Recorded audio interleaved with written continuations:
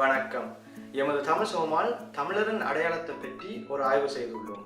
இதோ உங்களுக்காக அந்த ஆய்வின் முடிவுகள்.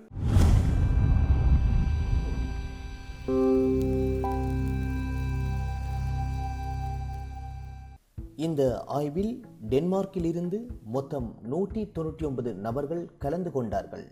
கலந்து கொண்டவர்களின் வயது 15 தொடக்கம் 35 வயதை உள்ளடக்கியது. அதாவது 124 பெண்களும் 75 ஆண்களும் அவர்களது பங்களிப்பை தந்துள்ளார்கள்.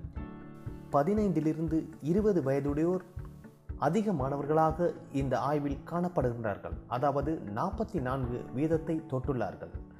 21 23 வயதுடையோர் 21%, 24 வயதிலிருந்து 26 வயதுடையோர் 14%, 27 35 வயதுடையோர் 21% தொட்டுள்ளார்கள். எப்பொழுது நீங்கள் டென்மார்க் வந்தீர்கள் என்ற கேள்விக்கு 83% நான் இங்குதான் பிறந்தேன் என சொல்லியுள்ளார்கள்.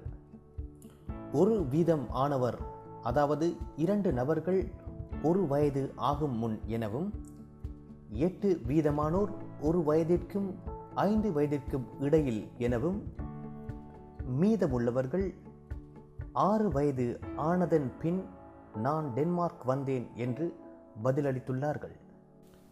அடுத்து வரும் கேள்வி இந்த ஆய்வின் முக்கிய கேள்வி. உங்களை நீங்கள் எவ்வாறு அடையாளப்படுத்திக் கொள்கிறீர்கள்?